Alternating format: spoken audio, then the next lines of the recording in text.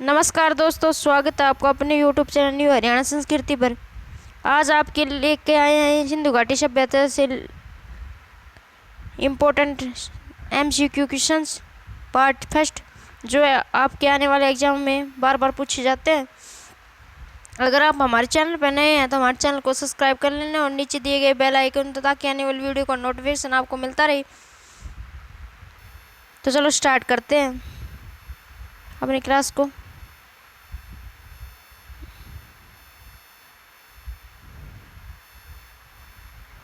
हड़प्पा सभ्यता का सर्वाधिक मान्यता प्राप्त काल है तो ये है 2500 ईस्वी पूर्व से 1750 ईस्वी पूर्व। हड़प्पा घाटी की सभ्यता निम्न में से किस सभ्यता के समकालिक नहीं थी? तो एक ग्रीक सभ्यता के समकालिक नहीं थी। मिस्र की सभ्यता और चीन की सभ्यता और मेसोपोटामिया की सभ्यता इन सभी के समकालिक थी। सिंधु घाटी सभ्यता कहाँ तक विस्तृत है? तो सिंधु घाटी सभ्यता पंजाब, राजस्थान, गुजरात, उत्तर प्रदेश, हरियाणा, सिंध और बलूचिस्तान तक विस्तृत है। सिंधु घाटी सभ्यता की में घोड़े के अवशेष कहाँ से मिले हैं? ये सुरकोदड़ा से मिले हैं सिंधु घाटी में घोड़े के अवशेष। सिंधु घाटी सभ्यता स्थल कालीबंगा किस प्रदेश में है? तो कालीबंगा राजस्थान में है। निम्न में से किस पदार्थ का उपयोग हड़प्पा काल की मोहरों या मुद्राओं के निर्माण में मुख्य रूप से किया जाता था? तो सेल खड़ी का उपयोग किया जाता था। हड़प्पा सभ्यता किस युग की थी? तो ये कांस्य युग की थी। सिंधु घाटी सभ्यता के लोगों का मुख्य व्यवसाय क्या था? तो इनका मुख्य व्यवसाय व्यापार था। हड़प्पा सभ्यता के निवासी थे तो हड़प्पा सभ्यता के निवासी शहरी थे। सिंधु सभ्यता के घर किस बनाए जाते थे? तो ईंटों से बनाए जाते थे। हड़प्पावासी किस वस्तु के उत्पादन में सर्वप्रथम थे? तो कपास के उत्पादन में सर्वप्रथम थे। निम्न में लिखित विद्वानों में से हड़प्पा सभ्यता का सर्वप्रथम खोजकर्ता कौन था? तो दयाराम साहनी ने सबसे पहले 1921 में हड़प्पा सभ्यता की खोज की थी। सिंधु सभ्यता का पतन नगर बंदरगाह कौन सा था? तो लोथल सिंधु सभ्यता का बंदरगाह था। पैमानों की खोज ने यह सिद्ध कर दिया है कि सिंधु घाटी सभ्यता के लोग माप और तौल से परिचित थे। यह खोज कहाँ पर हुई थी? तो यह लोथल में हुई थी। हड़प्पाकालीन समाज किन वर्गों में विभक्त था? तो हड़प्पाकालीन समाज विद्वानों, योद्धाओं, व्यापारियों और श्रमिकों में विभक्त था। सिंधु सभ्यता का सर्वाधिक उपयुक्त नाम क्या है? तो ये है हड़प्पा सभ्यता। निम्न में से कौन से लक्षण सिंधु सभ्यता के लोगों का सही चित्रण करता है या करते हैं? तो ऑप्शन ए होगा इसका आंसर। वे देवी देवता दोनों की पूजा करते थे। हड़प्पा सभ्यता की खोज किस वर्ष हुई थी? तो हड़प्पा सभ्यता की खोज 1921 में हुई थी। हड़प्पा सभ्यता के बारे में कौन सी युक्ति सही है?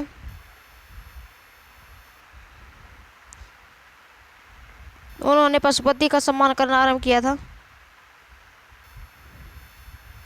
हड़प्पा के लोगों की सामाजिक पद्धति खालिस्तान थी तो उचित समतावादी थे ये। सिंध का नखलिस्तान या बाग हड़प्पा सभ्यता के किस पुरास्थल को कहा जाता है? तो ये मोहनजोदड़ो को कहा जाता है। हड़प्पा सभ्यता के संपूर्ण क्षेत्र का आकार किस प्रकार का था? तो इसका आकार था त्रिभुजाकार। हड़प्पा रावी नदी के किनारे हैं। मोहनजोदड़ो सिंधु नदी के किनारे, लोथल भोगवा नदी के किनारे और कालीबंगा घग्गर नदी के किनारे। तो ऑप्शन ए होगा इसका आंसर।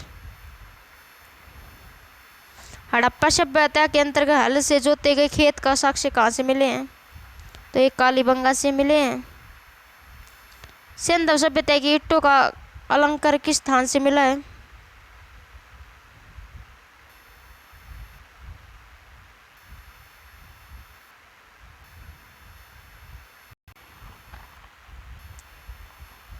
तो कालीबंगा से मिला है। सिंधु सभ्यता की ईंटों का अलंकार किस स्थान से मिला है? तो ये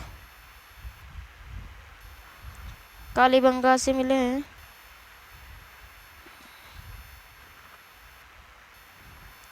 मोहनजोदड़ो कहाँ स्थित है?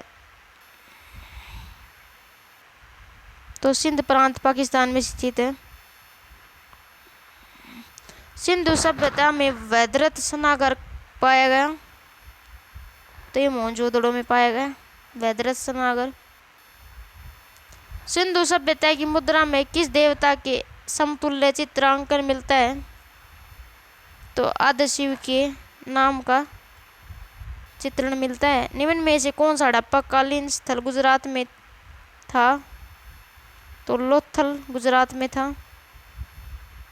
मोहनजोदड़ो का स्थानीय नाम है। तो मोहनजोदड़ो का स्थानीय नाम मृतकों का टीला है। हड़प्पा सभ्यता का प्रचलित नाम है। तो ये सिंधु घाटी सभ्यता है।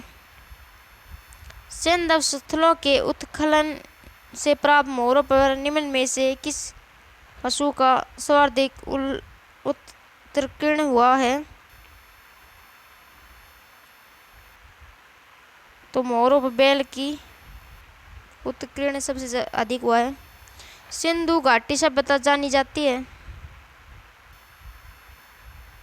तो सिंधु घाटी सभ्यता अपने नगर नियोजन के लिए जानी जाती है। सिंधु सभ्यता का कौन सा स्थान भारत में स्थित है? तो ये लोथल भारत में है, गुजरात में। भारत में खोजा गया सबसे पुराना शहर था? तो हड़प्पा था। 1921 में इसकी खोज की थी दयाराम साहनी ने।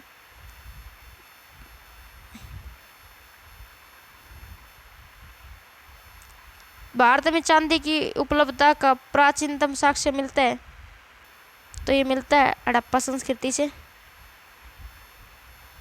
सिंधु सभ्यता के बारे में कौन सा कथन असत्य है? तो सिंधु घाटी सभ्यता के लोग लोहे से परिचित नहीं थे। नगरों में नालियों की दृढ़ता व्यवस्था थी, सुदृढ़ता थी। व्यापार और वाणिज्य उन दशा में था। मातृ देवी की उपासना की जाती थी। सभी सही है।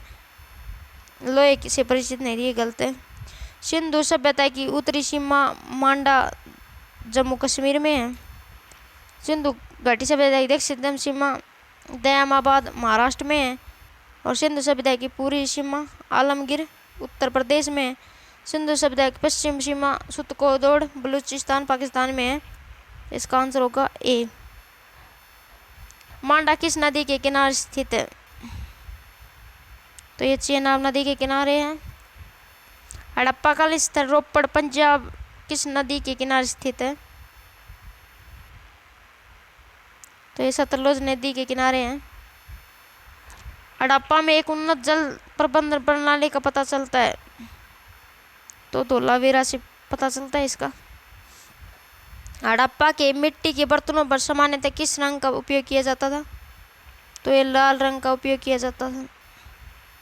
सिंधु सभ्यता निम्न में से किस युग में पड़ता है? तो आद्य ऐतिहासिक काल में पड़ता है। सिंधु घाटी सभ्यता की विकसित अवस्था में निम्न में से किस स्थल से घरों में कुएं के अवशेष मिले हैं?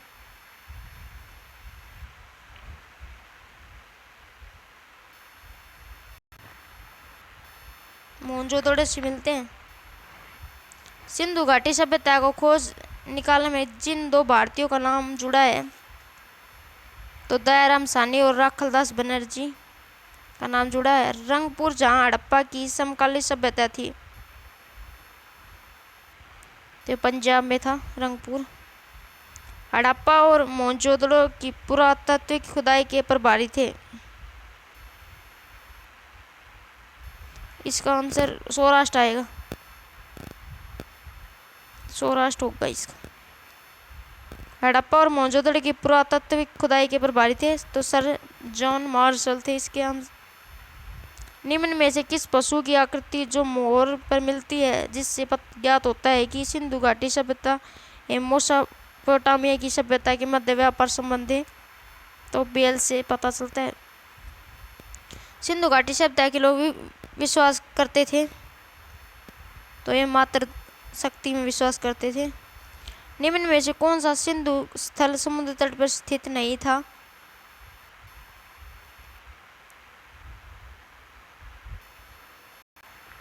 तो कोटजी नहीं था। निम्न में से कौन सी मोहनजोदड़ो की सबसे बड़ी इमारत मानी जाती है?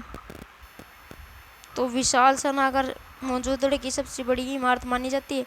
हड़प्पा कालीन लोगों ने नगरों में घरों के विन्यास के लिए कौन सी पद्धति अपनाई थी? तो ये ग्रिड पद्धति अपनाई थी। हड़प्पा कालीन लोगों ने नगरों में घरों के लोथल से गोड्डीवाड़ा मिला है, डॉकयार्ड। कालीबंगा से जुते हुए खेत मिले हैं। धोलावीरा से हड़प्पा लिपि के बड़े आकार की 10 चिन्हों वाला एक शिलालेख मिला है और बनावली से पक्की मिट्टी की बनी हुई हल्की प्रतिकृति मिली है। तो इसका आंसर आएगा ऑप्शन बी।